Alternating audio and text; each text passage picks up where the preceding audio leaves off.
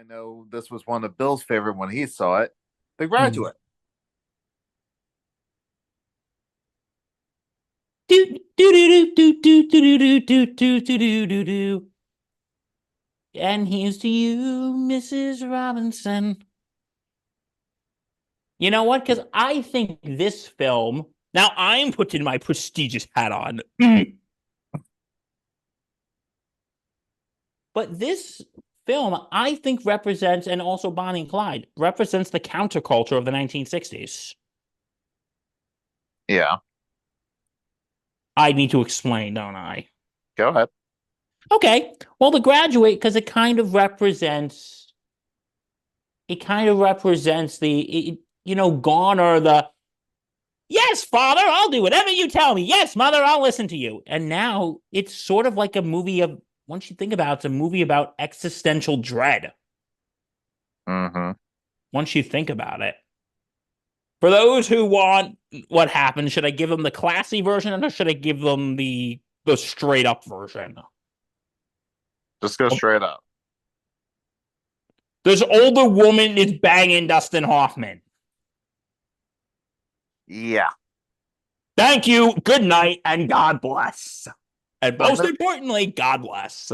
so yes, Mrs. Robinson, the neighbor, seduces Ben Braddock, who has the hots for her daughter and is trying to take her out.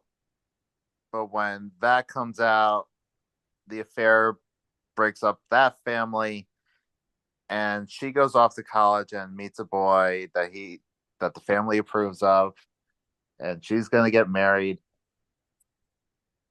So Ben goes and interrupts the wedding, causes pandemonium, and they run off together and realize what they've done, and they have no plan, and they might have just made a huge mistake. Because if you look at because what's the opening and closing song Hello, darkness, my old friend. is Sound of Silence, and that song was actually written about the Kennedy assassination, believe it or not. And Mm, Simon and Garfunkel's music in that movie was incredible. Yeah, yeah. they did the whole soundtrack. But as my society and culture teacher, Mr. Moriallo would say, you know who was the star of that movie? The pool.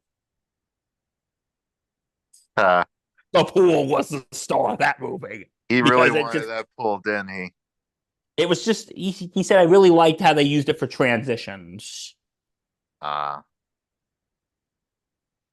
But you know what? It's a movie about existential dread, in which could be the generation of the young people who were lost in the 1960s. And because when you that last scene when they're on the bus after they escape the wedding, first they're big smiles, and then those smiles turn to,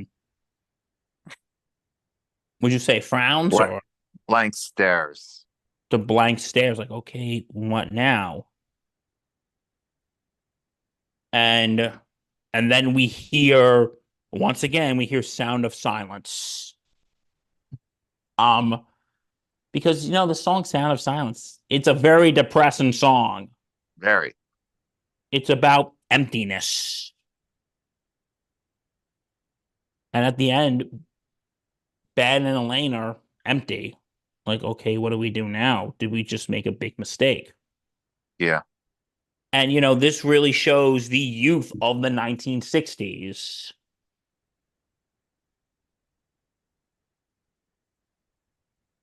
Of what are they going to do? Everything is lost now. Mm-hmm. Exactly.